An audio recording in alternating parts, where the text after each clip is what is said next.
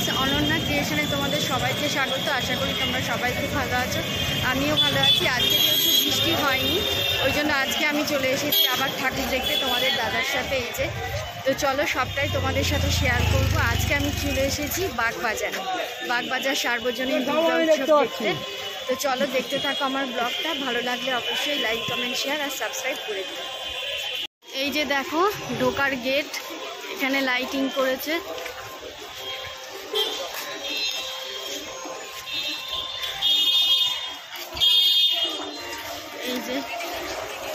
এই যে দেখো বাগবাজার সার্বজনীন দুর্গা উৎসব, দুর্গা ঠাকুরের প্যান্ডেল।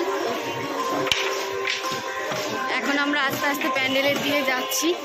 এখনো সেরকমভাবে স্টল দেয়নি। এইখানে বসেছে হাড় কানের।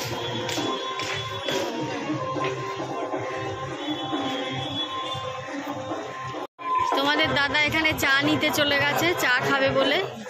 সব খাবার বসেছে এখানে, আবার আমাকে ডাকছে চা খাবো কিনা।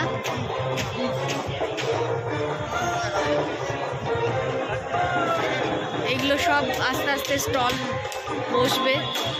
এখন আমরা চা খাবো, চা খেয়ে তারপরে প্যান্ডেলে যাব। ফাঁকাই আছে, এরপর আর এই প্যান্ডেলে ঢুকতে পারবো না। ওই জন্য মামামকে মায়ের কাছে রেখে আর চলে এসেছি ঠাকুর দেখতে। তো চলো চা খেয়ে নিই, তারপর প্যান্ডেলের ভেতরে ঢুকবো। এই যে দেখো তোমাদেরকে আমি কাছ থেকে দেখাচ্ছি।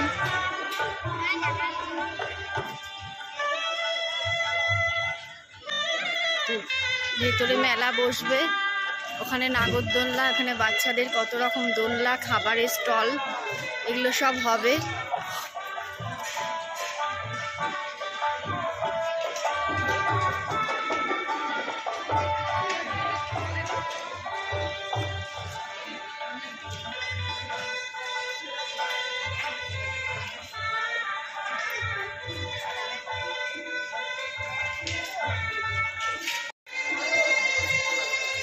যে বাগবাজারের দুর্গা ঠাকুর, মা দুর্গাকে দর্শন করতে চলে এসেছি।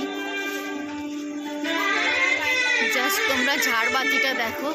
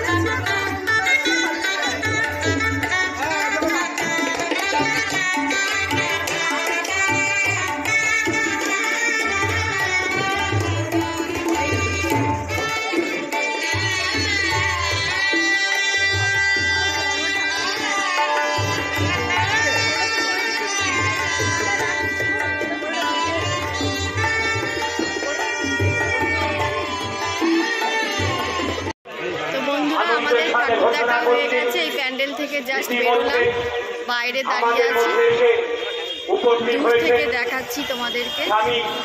সর্বভূতানন্দজি মহারাজ, অধ্যক্ষ রামকৃষ্ণ মঠ, বলরাম মন্দির, মন্ত্রী পরিষদে গেটের মুখে দাঁড়িয়ে আছি। বেলুর মঠ উপস্থিত আছেন এটা গেট পশ্চিমবাংলার প্রাক্তন রাজ্যপাল, বাগবাজারের গর্ব কৃতি সন্তান।